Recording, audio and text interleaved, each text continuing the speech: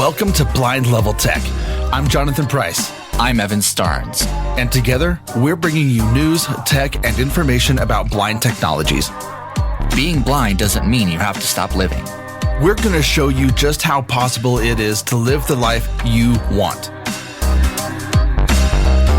Well. We are back again, and man, oh man, it has been a weekend. Let's just say that.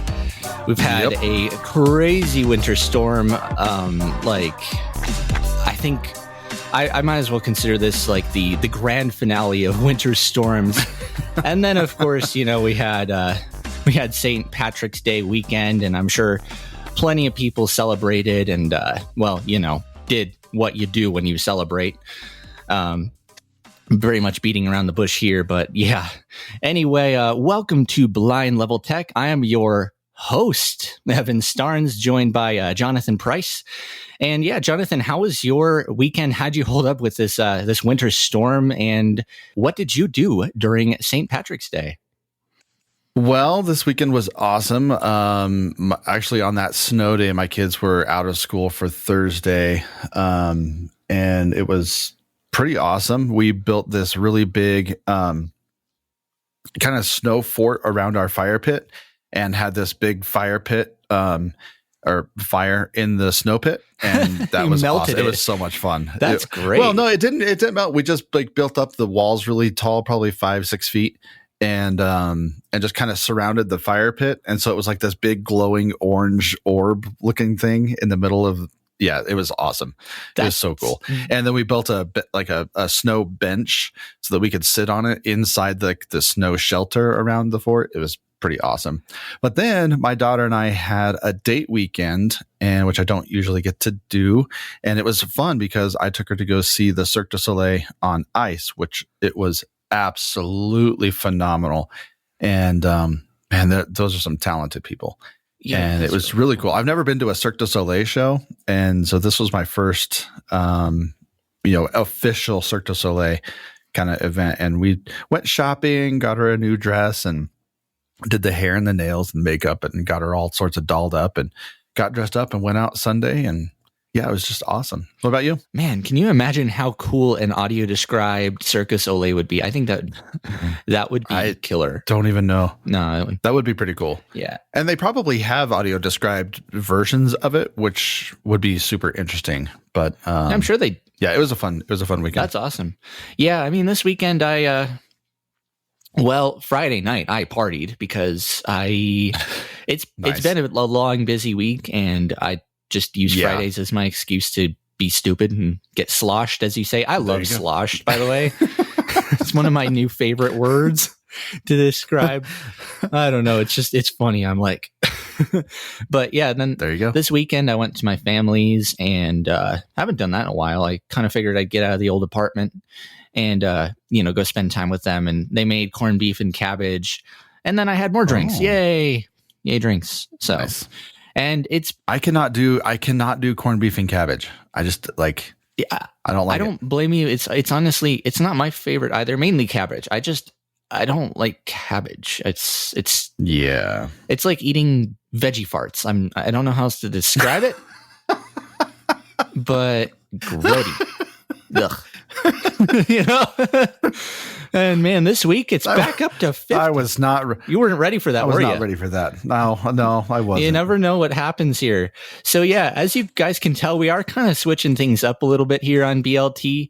And yeah, if you like, or if you have any questions or comments or feedback for us about what we're doing here, we welcome and encourage it strongly. So you can always email feedback@aftersight.org or give us a call at 720-712-8856.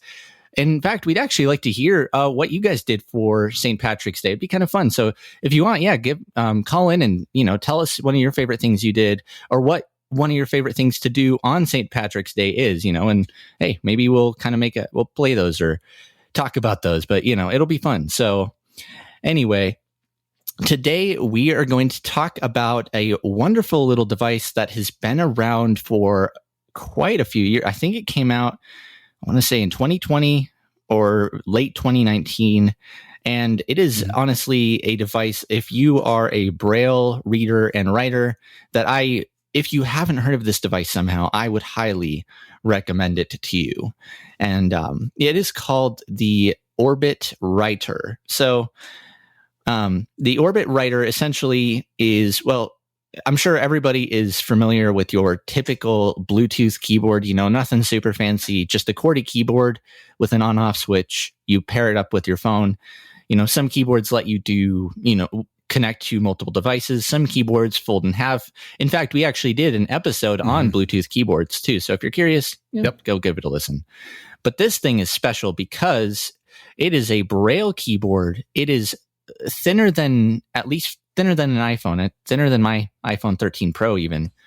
And you can put it on a lanyard. And I don't know if you can do multiple devices, but it is obviously, since it's a Braille device, it's 100% accessible. And yeah, it's just a sweet little device. So, I guess, Jonathan, can you share with us a little bit about kind of some of the specs of this thing here? Yeah, so like you said, it's pretty small. It does fit in like your pockets or purse, so it's pretty lightweight. My only gripe would be that you're carrying around another device to use a device that's accessible already. So that's my only like knock on it right from the beginning. However, you do have different navigation keys. You can control your smartphone, your computer with different kind of key combinations. It does work with iOS, Android, Windows, Mac OS, Fire OS, Chrome OS, and Linux devices. So it quite literally works with everything, just about everything mainstream, because it's Bluetooth. So if you have any sort of Bluetooth display or Bluetooth attachment, it'll just work. So there's no software to install. It does have a fast battery charging, about 3 days roughly of operation. You can charge it from dead to full in about 2 hours. Good haptic feedback for different actions and settings. And do you want to go through a physical description of it, or do you want me to give that? Well, yeah, actually, I think a physical description would be awesome. Unfortunately, I don't have one on hand that I can demonstrate. Jonathan, you pretty much nailed it with the specs there. This pretty much, let's just think of this as a keyboard because it's literally what it is. But it is very small, very light. So, I mean, you will be, yes, carrying around another device, but you're not necessarily going to realize that you're carrying it. I mean, right. I don't know what to compare it to weight wise, but and yes, it works with everything, because it's a keyboard. So you don't have to really have any fancy Braille protocols like you do with Braille displays. And it does have it's a very nice, simple layout. You have your 8-dot Braille keyboard. So that's your 6 Braille dots, space bar, enter, and backspace. But you also have a little, like a D-pad, I guess, up, down, left, right, and OK, which is also used to control the device, turn it on and off. But you can use that little arrow pad to kind of navigate around. You can use it with VoiceOver and the rotor, which is really nice. And it's a nice, easy learning curve. If you've never really used a Braille keyboard before as an input device, it's super easy to kind of get in the swing with. So, and then yes, it does have vibratory feedback. So you turn the thing on and it'll vibrate. I think you can even get a battery reading from 1 to 4, kind of like the accessible power bank. And it'll vibrate when it's connected to devices. And yeah, I mean, other than that, you can hook it from a lanyard and you can, control any screen reader, but it's really all just eventually once you've got it connected, it's pretty much down to how you want to use the device, what you want to use it for, and what kind of gestures you want to set up with it. So, Yeah, and so I want to give a really quick layout description, just for people because there's quite a few different layouts for different Braille devices. Yeah. So this particular one is 6 inches wide by about 2.5 inches deep. So if you're sitting it on so just think of your phone in landscape mode. And then across the top on the left-hand side, there are 3 physical buttons. And then on the top right, there are 3 physical buttons that are about the width of your finger pads, like your actual fingers. And then right in the very middle is that D kind of jog wheel control where you have the up, down, left, right. And then in the middle, there's another button for enter. Yep. Directly below that is the space bar. And then to the left of that is the back button. To the right of that is the forward button. So that just kind of gives you a good layout of how this thing works. Or the physical dimensions. So yeah, it's kind of cool. And price wise too, this is, since you've basically taken the whole Braille display element out of this product, price wise, you're looking about around $100. So, yep. Anyway, this device is incredibly handy and I would highly recommend it. And it is also useful for, well, you can use it for literally anything. In fact, it's super nice to, I've done this with Braille displays. If your phone's dead, but you still want to, watch YouTube or listen to music, and you got Bluetooth headphones, throw your Bluetooth headphones on, plug your phone in, and then just carry this little thing around and you've got full control of your phone if you're a voiceover user and, whatever, the possibilities are pretty much limitless. And of course, that means you can also use it to order different kinds of food. Now, this device, while useful, there are some alternatives to if you don't want a physical device to carry around or if you want something built in. So, there you've got also, besides the Orbit Writer, you've got things like Braille screen input or the TalkBack Braille keyboard, or even if you've got it, your other Braille displays, whether it be your Orbit Writers, your Braille Sense, your Braille Note touches, you've got those. So yeah.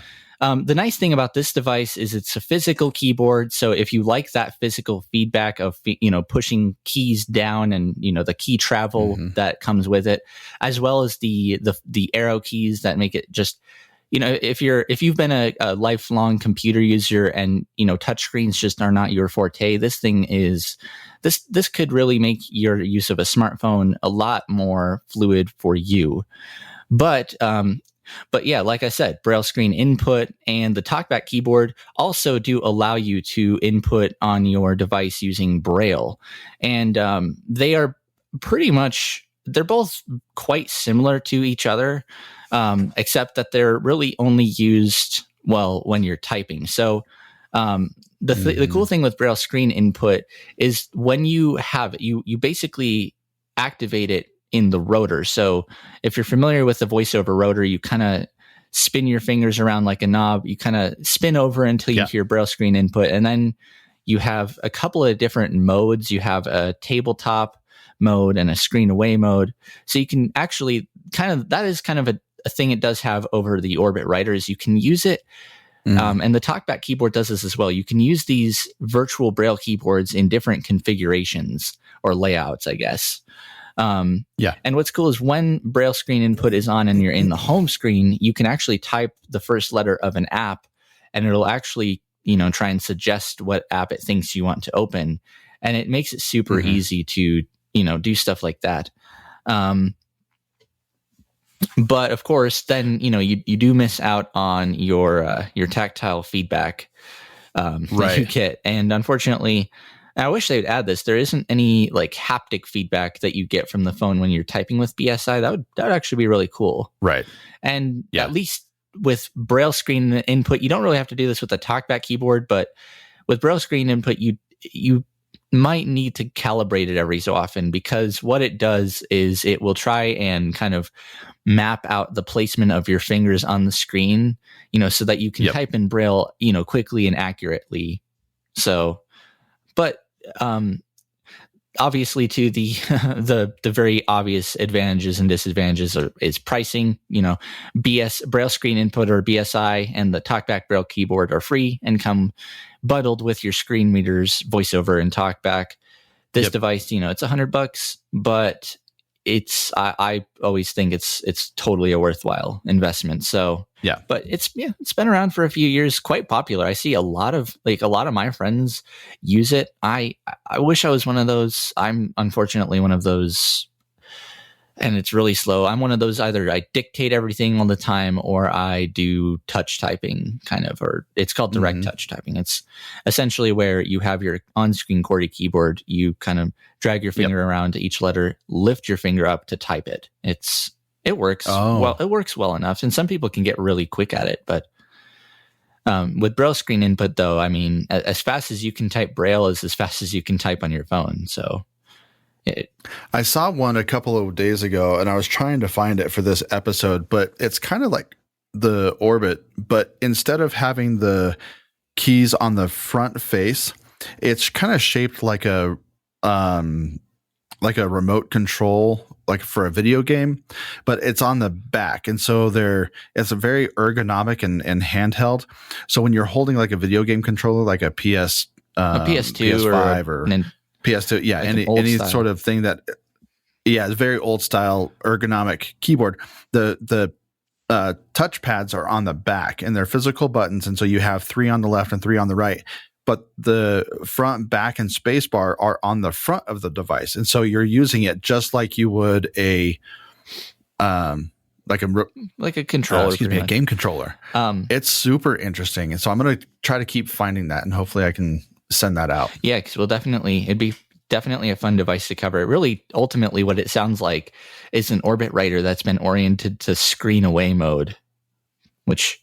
Oh, yeah, kind of, yes. Because screen away mode with Braille screen input is very much like that. You have your dots 1, 2, 3 on one side, 4, 5, 6 on the other, and then the other difference. And I completely spaced on mentioning this with Braille screen input versus the Orbit writer is actually you don't have a space bar. You swipe right and left to go space and backspace. So that's kind of one other key difference I completely spaced out on. So, but. One thing I definitely am not spacing out on, mainly because my stomach is making the rumblies, is some good food. And it's not quite time for lunch, not even close, but it's going to be on my mind. So I believe we have reached one of our most well-known and favorite sections. Sandwich of the week. So yeah, Jonathan, I'm going to have you go first this time and put you right on the spot. But what is your sandwich of the week this week?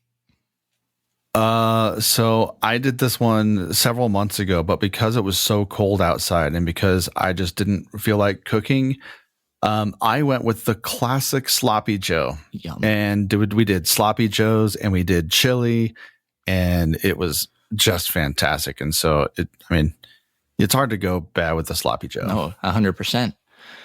Well, I feel like mine's a lot more of a traditional kind of sandwich, but I'm also feeling simple.